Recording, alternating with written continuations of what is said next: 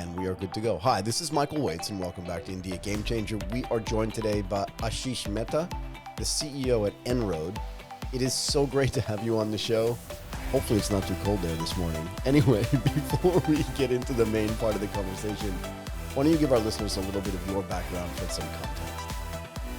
Oh, perfect. Michael, first of all, thank you. Thank you for having me. Thank you to your listeners for actually indulging in me. Before I started nRoad, I'm one of those guys where we had three other successful exits, built three companies. This is not my first rodeo.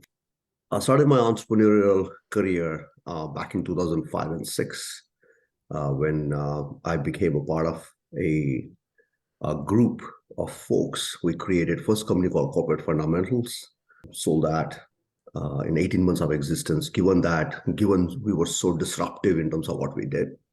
Obviously, all my ventures have been around finance and technology. The second venture was a company called Rage Frameworks. Phenomenal run, 10 years, lots of revenue, lots of people, had a lot of fun with that. Had a great exit back in 2017. Good stuff. Oh yeah, and it was fun. And then obviously I had to work for acquirer called Genpact for a few years. And one of those guys again, entrepreneurial itch is that doesn't go away. I wanted to build something new, build that revenue. I love that, go from zero revenue to whatever millions of dollars. That's what I really love it. And so I'm back into chase of revenue and building and hopefully creating some differentiated value. So a lot of things to unpack there. I'm super curious about the difference in your experience between the first business and the second business.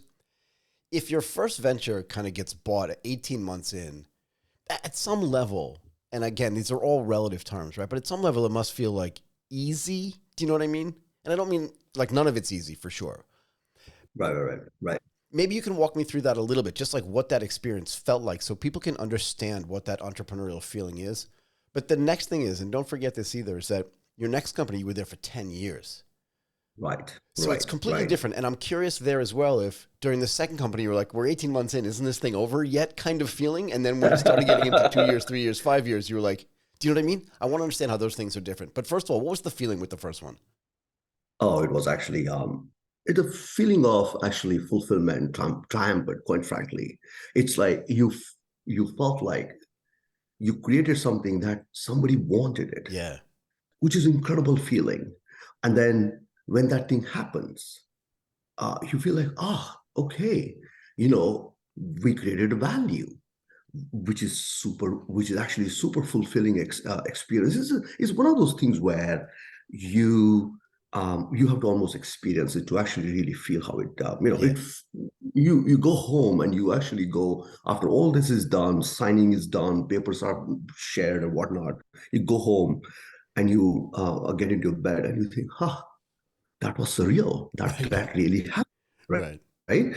But one of the things I want to stress on, I'm sure your listeners, some of them are young, if there are young entrepreneurs and folks who want to get into the entrepreneurship, this is not, none of this is actually planned, right? There are like series of accidents that may happen, but as long as you focus on the value, and which is what my personal mantra has been, focus on the value, everything will sort out by itself. Don't play the valuation game. Valuation will come to you. So 10 years, that was a long haul. But again, it was the right haul. And we ended up building basically a value that was significant. It's an endurance game, my friend. You gotta stay in there and you gotta motivate yourself every day. Do you sometimes watch what's happening in the startup ecosystem globally and think this idea that you just said, I love this statement, focus on the value, not on the valuation, and feel like sometimes that there's been this ethos that's been pumped into the startup community that says your valuation is actually more important than your value add. And someone like you and your co-founders and your co-builders must look at it and think, you know what, while they're chasing valuation, we're chasing value. And the likelihood of success for us is so much higher than the likelihood of success for them because they're chasing the wrong thing. Does that make sense? Mm-hmm.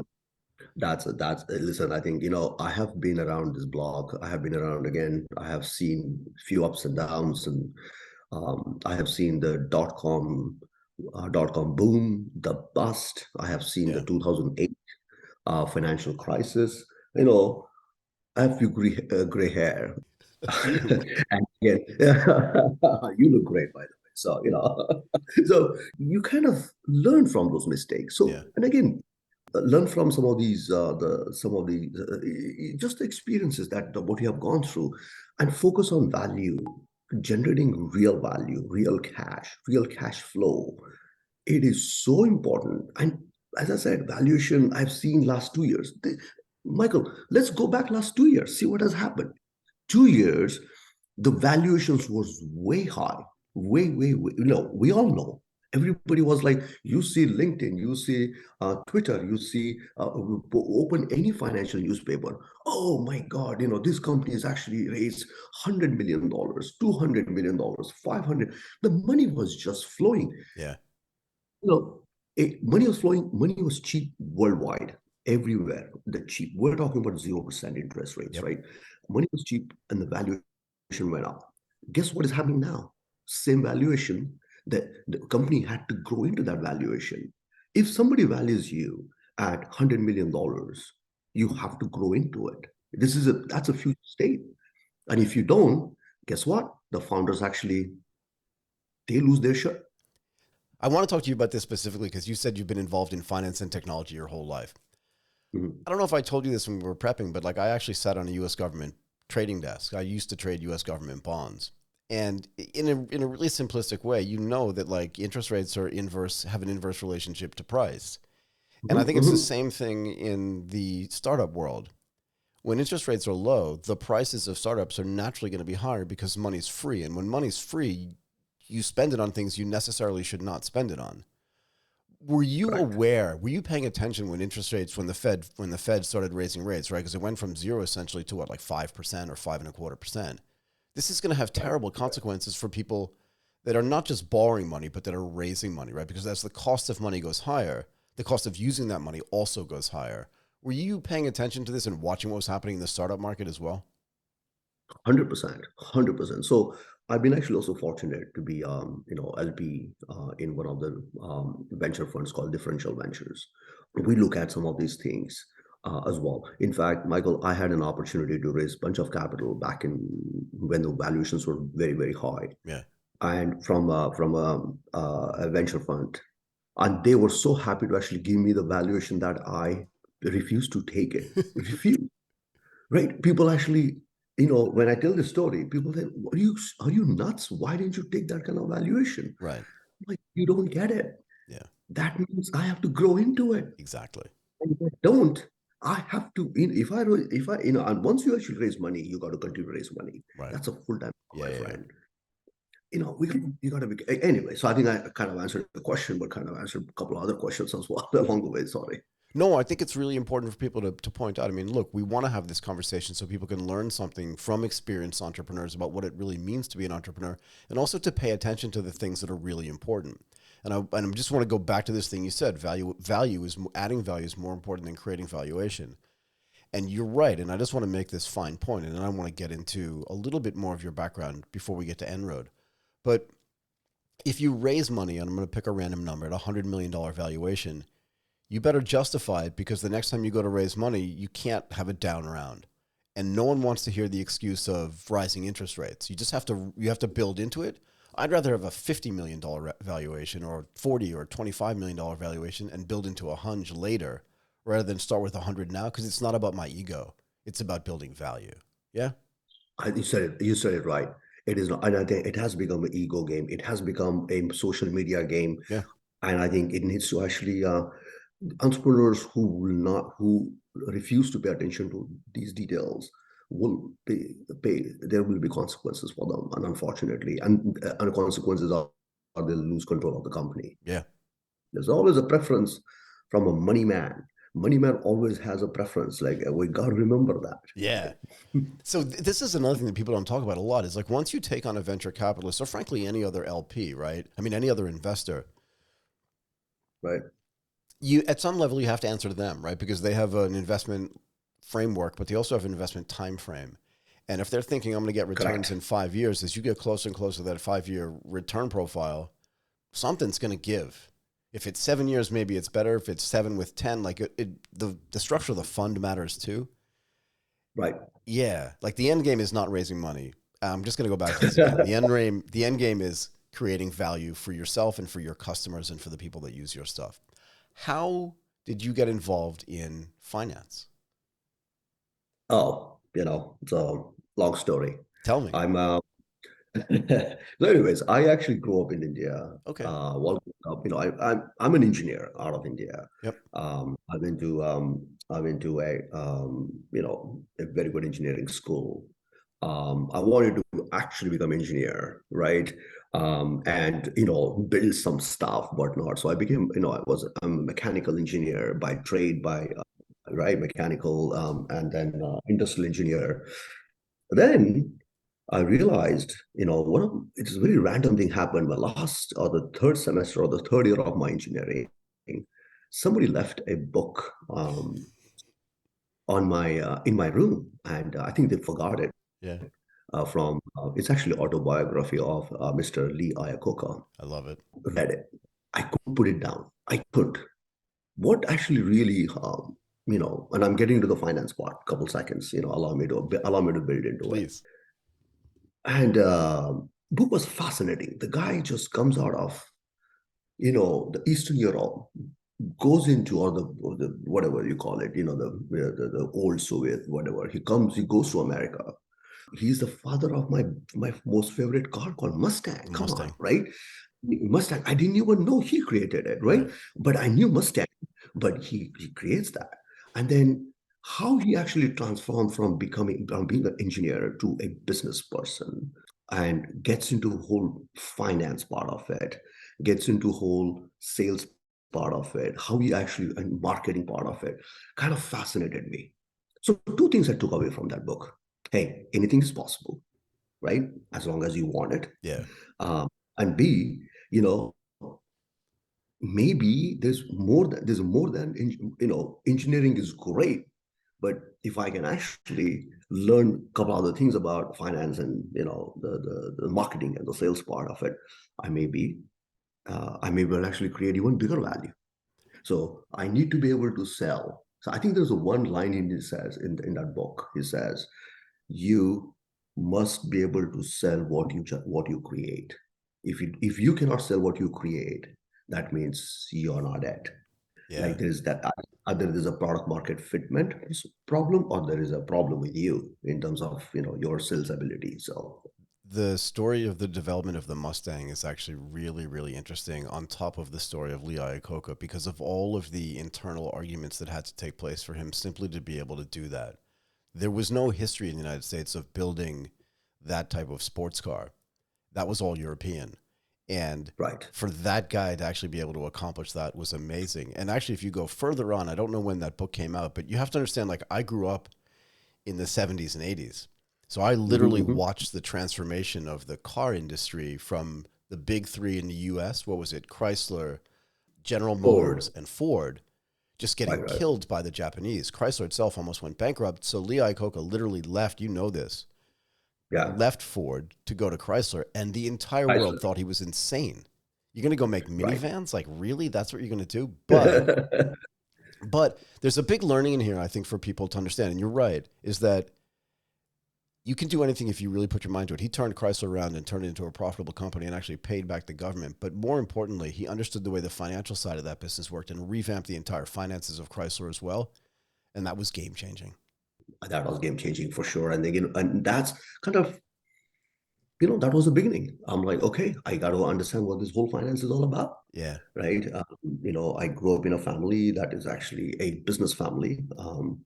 The finance was built into it. Like, we produce things and we create things and whatnot, trading. And so everything is about ROI and everything is about break even and all kinds of stuff. I could hear, this is something that I've been hearing, but Right. now I needed to actually get into the finance. And that's what I decided to do. So that's my story about finance. It's kind of a long-ended, but The reason why I like to tell these stories, Ashish, just so you know, is because anybody who's intelligent and educated can be good at anything they try. But Hmm. to be great at it, you really have to care about it. And in some cases, there needs to be a trigger for that caring. And whether that trigger was necessarily the conversations you heard around the dinner table with your family about business and finance, which was just like embedded into your life, or the actual reading of the book about Ayakoka, in a way, it doesn't matter. But there's something there, and that motivates people like you to be better and to be great. And that's what's really cool to me. I want to talk about nRoad. Talk to me about what it Right. is, how it was started, what the idea is, all of it. So nRoad, this has been my passion, I would say, unstructured content processing. What nRoad does is a pure play unstructured content processing play, right? That's all we do. Now, unstructured content, Michael, has a massive definition to it. Like the scope is so huge. So you were talking about anything from text to videos to audios or whatnot, right? There's a whole spectrum of it. We are obviously focused on the text and the document side of it. Our hashtag is pretty violent. It is actually called hashtag war on documents. And again, not very pleasant, especially in the current environment and so on and so forth. But we really mean it. We are going after. There are tons of documents that are actually in the system today. Like, as again, you might know, unstructured content. We are producing so much unstructured content today, like everything that you see on social media, everything that is actually out there in the World Wide Web, if that needs to be analyzed, that is all unstructured. If that needs to be analyzed, you need mechanisms to actually analyze it. And again, the idea of nRoad, quite frankly, started back in 2005 and six when we created a company called Corporate Fundamentals, wherein we were the industry first in terms of processing the 10Ks and the Qs. You remember those, the Edgar filings, they call it. At that point, state of the art in the industry was dual screens. People were typing as fast as they can. They're looking at one screen and typing into another screen. Obviously, after that revolution, the job started to actually move overseas to actually cut the cost of data processing and all kinds of stuff that happened. But again, here we were, this 6 people company, 7 people company, which basically threatened to change the entire paradigm by basically saying that I can automate it. Why are you just like typing this information, whether in the United States or you are typing the information in Bangalore? It doesn't matter. You just automate it. So we were very disruptive. But what I saw then was this massive opportunity that is actually going to come up during in as regards to unstructured content processing. So I kind of stayed with it, continued to research it on in my spare time. I actually, in good faith, I tried to actually make this thing work with our acquirers. Did not really work out. They had different way of working, like working their P&Ls, and so on and so forth. And so I decided to actually start Intro. You had this idea in 2005, but the world of technology back then was just so different than it is today. It doesn't feel like it moves that fast. It's like, what's that famous phrase about bankruptcy? It happens really slowly and then it happens immediately. And Correct. I feel like sometimes in the tech world, it's the same thing. There's these like little incremental changes, and then you wake up one day and the entire world is different. I'm just curious, like, what had to change or what things had to change from a technological perspective to make the idea that you had in 2005 build on the sort of research and work you did in between the time that happened and nRoad, right? Was it throughput? Was it connectivity? Was it compute? Was it the combination of those things? Like, what had to change? I believe it's a combination. And quite frankly, the industry has evolved. As I said, my first attempt to solve this problem was back in 2005 and six when we Right. actually applied the initially our we created Java-based parser to extract data from these unstructured documents. That sounds very archaic It at a does. different level. It's like a Fortran program, right? Hello Fortran, right? world. So we actually created that. It solved the problem, but it couldn't scale. We knew wouldn't scale because it had limitations. There was no AI back. Right. There was no AI period. Then what happened? You see that, and by the way, Michael, one more thing. When we started to actually show this capability to our, prospects or slash clients, whatnot, they almost thought that we are playing some sort of a Jamaican hoodoo, Tell right? me. So They this is were what I like, wanted to ask you though. When you do yeah, go and show them, right? Because unstructured data, just by definition, is really hard to manage. It's in a way, it's like herding cats. You know you want right, to do right. it. You know you want to get it all organized, but it's unstructured by it's in the definition. So you have to do a lot of work on that data, I'm presuming at the beginning, just to get it into a format that you can actually do analysis on it. I'm super curious about how that works. But when you do go show people, like, here's all this unstructured data, we're going to drop it down to the bottom of some metaphorical funnel and come out with some insights. Again, it must look like magic. I would call it magic. You called it voodoo, but it does look weird, right? Exactly. And that's exactly what happened back in 2005 and 6. So the maturity, see that no, now the maturity of the buyers have actually exponentially increased. Yeah. The like if you have to fast forward between from 2006 to 2023, oh, we're looking at completely different actually complete game. It's a changed world, right? Yeah. The compute has actually come down. There's a massive amount of actually massive amount of AI tools that are actually available that are working. We have emergence of cloud players. We have emergence of AI technologies. AI technologies has gotten better. Language models have gotten better. Yeah. Now the whole chat GPT, we have LLMs. So there is these problems. Now, given all these tools that are out there, it is now becoming now it's a different problem. Now everybody thinks they can solve for Right. it. Right. So, right? Like, yeah, what do you do? No, come on, I can apply, chat GPT to do this. Like, no, you can't. No, you Okay, but can't. give it a shot. Right? Now you give it a try, right? So it is a complex problem. As you said, the data prep aspect of it, before you even actually go to the insights part of it, it is one of the hardest problems that you can solve. Right. Like, think about, right?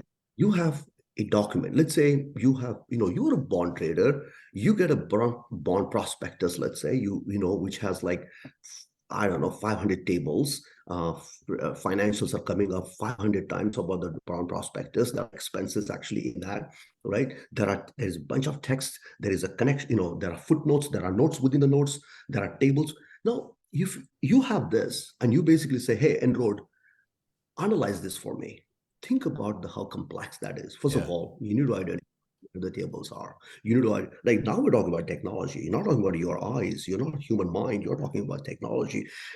Now you're identifying the tables. Now you're basically saying, how do I create the name value pair from this table? What if there is a table within the table? There are nested tables. There are tables, sometimes there are borderless tables. People get crazy with their imagination in terms of how they represent information. But sometimes tables can actually go from one page to another without any kind of reference, right? There are tables in dual languages, like, especially that's very prevalent actually around the world. Yeah. So these things, you have to be able to flatten it, create the name value pair so that you can analyze it. Think about it. There are multiple row headers and there are multiple column headers. Yeah. Within one column, you have three columns. You have, or within one row, will have multiple rows, right? So one could say 1990, like years, somebody said, then they'll say divisions, then say gender, whatever it is, right? You have to be able to actually analyze all these and add minute details. And if you don't, then your resultant insights would be actually inaccurate. Is there a real time, what's the right word? Is there a real time factor to this as well? How fast is it possible to process all this unstructured data? In this sense, I think about it as from a real time trading perspective. And here's what I'm thinking about. Mm-hmm. I'm looking at like a virtual ticker tape, right? So all this information on stocks, let's say, everything that's in the Nikkei 225. But while I'm watching that trade, I'm also watching all the news around the Nikkei 225. But then I'm also Mm-hmm. watching all the news on the foreign exchange. So these are all three things. And then the interest rates, right? Because all four of those things react with each other. Right, Is right. the tech fast enough yet to be able to analyze that unstructured? Because it's all unstructured, right? It's coming in particularly the news in different formats. Is it possible to do that? Or are we still in a situation now where it's not fast enough yet, but we will get there? We are actually getting there. I don't think we're there yet in many aspects. And then there are a couple of, and there are also a financial angle here. What is the real value? Yeah. Because sometimes when you read need stuff real time, are you willing to pay for it? Because see, if you're making a multi-million dollar decision, and if you think there's a multi-million dollar implication there, obviously, right? You can obviously pay for the compute and whatnot, because real time processing of such information has a cost A associated massive with it. cost. Yeah. Uh, right now, having said that, cost is one aspect. Capability wise, are we there yet? If we are sufficiently trained, we are there. Like today, Michael, some of our customers, we are actually getting over a 50% straight through accuracy. What that means is you upload a financial document Yeah. into nRoad, and 50% of the time it is going straight through, like it's just flying through the system. So when you click it, on the other end you get the stuff you need, the variables that you need 50% of the time, right? So in some of now, the reason we actually have achieved these for these customers is because we took sufficient time to training it, making sure. And there is also a there's also third factor, which is really as I said, one is the training time, second is the cost implication, third is you got to be patient with AI. You see, AI is not a magic, and AI is not phenomenal thing, can think on its own. I don't believe in all that, right? You got to teach AI. So think about it. Let's say you start actually working with our model, or any model, AI model. You're teaching the AI model what to do. Then the AI model is making mistakes. Then you're correcting those mistakes. And then you're letting it fly again. Then you're correcting it again. So over the period of time, we got to give about 3 quarters to really set the whole thing down. And then only you can actually see some of these. So patience is very, very important with AI. And you will get it. You will get it as long as, what has happened also is, right, software buyers or buyers in general, or the consumers of software, there is an almost instant gratification feeling. Oh, I click the button, it has to work. Right. So that is absolutely true, right? That's absolutely true because, and I don't blame anybody, it's because so far we have solved deterministic problems. Now we are into the undeterministic problem. Now we are into probabilistic problems that we are solving. And probability by definition is not 100%, right? So you Right. got to be, it's not deterministic. So we got to be patient about that. More people should understand advanced mathematics and at least calculus so they can understand iterative functions and understand that when you're trying to find a limit, you're never going to find it on the first try. It may feel like you do, but you don't. Anyway, a lot of people are going to have a hard time processing that. I want to ask you about this. People think a lot about natural language processing when they think about how AI goes through data and text to understand what it's about. I want to try to understand if you're taking all this information, you're analyzing all this data from unstructured data, right? You want to get into a place where it feels like it's natural language generative as well, so that what the output Mhm, gives you, people can understand. How hard is that part right. of this? That part is there. Like now, the generative AI models are actually getting better. Some of the I think incredible research that OpenAI has done, Yeah. and Google and Facebook. Facebook models are great. Some of these models, and then there are tons of other models that are out there. It's all there. I'll tell you the trick here is, in my view, it is for, especially I'm talking to our enterprise clients. Our enterprise clients, they have a bigger issue here, which is how much data they're willing to share with these third party providers. Yeah. See, the data cannot go out. All these are federated models, or these are actually a reinforced federated models. That means that you have to, like, when you type in, you go to Bard or you go to OpenAI today, Yeah. and you start actually testing ChatGPT, whatever you are asking or whatever you are actually teaching, that goes to the main model, Yeah, it does. which is owned by, right? So you are actually willing to give that information away The way. to them, right? As a consumer, you can afford to, because you don't really care. Maybe you don't care or you care. But as an enterprise, you're heavily regulated. You need to be actually protecting your trade secrets and the information that you generate. This is where it gets complicated. So these models are there. I think the how you implement it, how do you actually apply the internal knowledge is actually going to be the key. So I think this idea of like taking private company information that necessarily should not be shared to the public and putting them into just a readily available LLM, right? Or even a Mhm. calculation engine that's available publicly. You're now giving away proprietary data. So there's Mhm. a necessity to build private models. I'm curious though if those private models haven't been trained with the same depth and breadth of data that the public models have. Is that fair? I'm guessing. So Yeah, it is fair. how do you do that though? Because then you're talking about just this very specific data that gets trained, or can you get access to the public data, bring that data inside your own private model, and then run your own analysis with your own data based on that data as well? Does that make sense? Yes, absolutely. And I think you said it right. So basically, we call it, there's a whole process of quantization that needs to happen. You take the model, you take a model, and then quantize it. Quantization is really making it smaller. Like if it is actually taking the billions or whatever it is, the inputs, it actually takes small input. But then you got to train it on the internal data, and you got to bring that efficacy actually up, solve the problem like that. Enterprises are not solving for what is the best coffee in, let's say you are in Bangkok, right, or wherever you are. Where's the best coffee in, let's say, Boston? And these LLMs are solving for everything. They're solving for what is the best coffee in Boston to, give me the best cancer research, output, whatnot, right, and everything in between. So enterprise is not solving for that. Right. That's actually very consumer-oriented application. Enterprise are solving for very narrow functions, like within accounts payable, they may be solving for one, accounts receivables, they may be solving for one, order management, they may be solving for one specific outcome. I think you have an ability to take these models and really drive a business outcome versus try to actually try to solve for like a bunch of stuff. Yeah. And that's what I mean by, I think there's an opportunity here, quite frankly, but the technology is there. Are there product development implications here? I mean, is that what you're suggesting in the sense that let's just like I talk about insurance a lot, right? So insurance is obviously a subset of finance. It's just a part of it, but a very Mhm. large part of it. Insurance happens to be a very large business.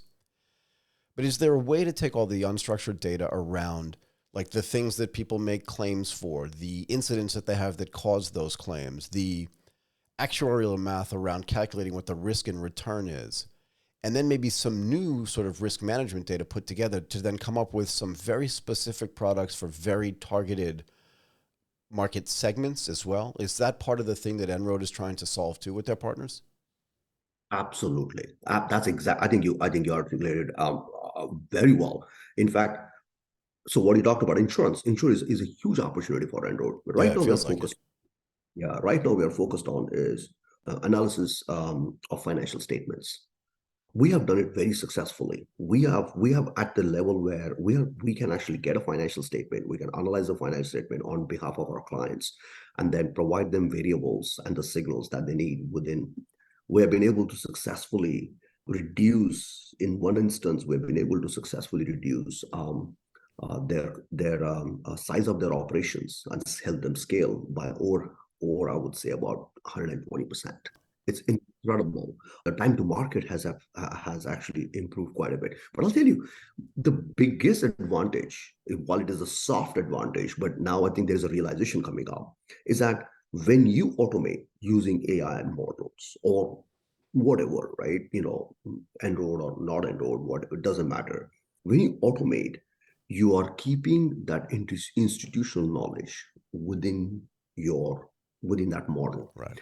So you're not dependent on, let's say, Ashish. You're not dependent on Michael. Michael tomorrow, leaves the company, whatnot. He or she is not able to take knowledge with him. The model retains that particular knowledge, and that is huge for these guys now. And they have so far suffered in quest of, let's say, achieving the quarterly results and reduce cost and so on and so forth. They have resorted to outsourcing and all kinds of stuff. But I think there's a realization now that some of these processes have to be that technology is there. There's enough horsepower that exists today that these functions have to be properly administered. Yeah, I mean, I think the implications alone for just this idea of that the knowledge doesn't leave the company, right? I mean, in the old days, 2 years ago, if a guy or gal who has an expertise just switches locations, the stuff that they build sometimes it'll still work, but nobody will understand why. Right. And if it breaks, then there are problems. But if the institutional knowledge is saved basically inside the model, the implications for that are huge, I would think. Right. Right. Okay. Let me ask you this before I let you go, unless there are more things you want to talk about, but I feel like I could keep you going on this for a while. Maybe you should just No, come no, back. I'm enjoying this conversation. This is great. Okay. I can keep going. What excites you though about the future? And specifically, maybe just about expanding into sort of other verticals, but what excites you about this now? So I'll tell you, the technology is we're living in the golden age of It technology. feels like Okay. it, doesn't it? Oh my God, this is actually it's scary at the same time. It's actually pretty exciting. Yeah. What we thought we would not be able to do, even 6 months back, now we're able to do. So it brings its own challenges, Michael. At the same time, it actually has a, I'm generally, as a consumer of technology, I'm actually very excited. As a business owner and the entrepreneur and someone who's actually trying to build a company here in this particular space, I am excited. At the same time, I don't know what is going to come, Yeah. but I'll tell you, building this. So I'm excited. I'm excited about. See, again, we are investing in the right areas. We are actually looking at from Gen AI perspective. We are investing in the right areas. We are ensuring that the LLMs that are there today can really help us actually increase efficacy of ours. Our goal is to actually solve a problem end to end, and we're going to stick to that. We are not going to actually just give you a model and saying, then, okay, now you do it yourself. None of that. We will stick to that, solve a problem, create a real value. Again, go back to basics, create a real value for a client, which I told you, I just explained to you. I can give you a couple of examples. We are at a minimum, we are providing all our clients, and we're so lucky to be able to do that. Minimum 50% productivity improvements. Minimum. In fact, at this particular stage, going in 2024, and I've already started doing it, I'm guaranteeing it. My contracts are guaranteed. I'm like, okay, if I don't get paid if I don't deliver that. But if I do deliver it, you got to pay me more. When you're installing magic for people, it's pretty easy to be confident about it. Can I ask you this too before I let you go? Sorry, one more thing. There is a little bit of fear, right? Like there's this gigantic excitement. And for guys like you and I, we've seen a few cycles. Let's just say that. Right, right. And some of those cycles are small and relatively significant, but some of these cycles are really big and are inflection points. And I would make the case that every inflection point has some kind of fear attached to it, particularly for people that don't understand it. And I want to get your perspective on this. While there is excitement around how fast and how amazing technology is advancing, do you think that the fear itself is endemic, meaning it's always going to be there when there are new technologies coming, particularly when they're this significant? And yet, in most cases, it's kind of overblown. It is, again, some of it is completely overblown. Listen, I'm around AI systems. I've been around, creating one, using one, whatnot, in some various capacities for Right. several years. AI is not scary. But I'll tell you what AI is. AI is scary for people who don't want to work. Yeah, AI is exactly. scary for people who don't want to use their brains. AI is scary for people who want to actually do mundane tasks. AI should be scary for people who actually are trying to compete with machines. As humans, we're gifted. We got to be able to actually do more and more stuff. But AI otherwise is actually, is going to be game changer. It is. It is. You like it or not, it's here. And so let's not be fearful about it. No. Let's figure it out what we can do with So it. you live in Boston. I want to share something with you. In 1978, I was 13 years old, and you can go back and do some research on this. In 1978, there was this thing called the Blizzard of 1978, and they closed the roads in Connecticut, where I was living at the time, for like a week or maybe 10 days. I can't remember the exact number. It's a while ago. And Boston just got crushed with snow. And I would imagine, you'll see where this is going in a second, though. I would imagine that the guys that were selling shovels were really mad at the guys that were selling snowblowers because the snowblowers made moving the snow kind of easy. And the people that didn't want Yes. to shovel the snow were just like, the people that wanted to shovel snow because that was where their living was getting made was mad at the snowblower community because they're taking away their job. Mhm. And to me, that is equivalent at some level to AI, right? I use it every single day in my work. It's made me way more than 50% more productive. And yet the output is just as good, if not better, because I know how to use it. In the same way that like a Mhm. snowblower could cut your foot off if you don't know how to use it. So it's Right. scary because you got these spinning blades. But the reality is that if you know how to use it, you're only outside for like 40 minutes and it's not that hard to do. Is that a fair analogy, at least at some level? Absolutely. Absolutely. Listen, I think you're absolutely right. I think the analogy is very fair. See, every technical evolution that has happened, there is fear associated, as you rightfully said. When the internet came, obviously, and some of it is right, some of it is wrong. If you look Yeah. back in 2000, we talked about, oh my God, internet is going to take over the world. There will be no governments. There will be none of that happen. Right. Crypto, there will be no, there will be no what do you call that? There will be no Feds exist. There will be no central financial authority. Is that happen? No. No. But crypto brought something to the world that is unbelievable. That blockchain technology is real. I think there are real implications. Internet has changed lives of people fundamentally speaking, Yeah. completely around the world. People who, especially people who are actually living in the parts of the world, world where there is absolutely no connectivity. See what has happened.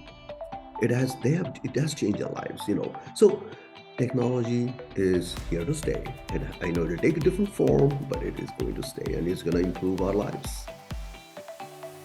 That is the best way to end. Ashish Mehta, the CEO at nRoad. Thank you so much for doing this. You've got to come back. We have to do more of this. Thank you so much again for doing this. I really appreciate it. Thanks, Michael. Thank you. Thanks for inviting me and love to actually be part of more. Okay. Thank you.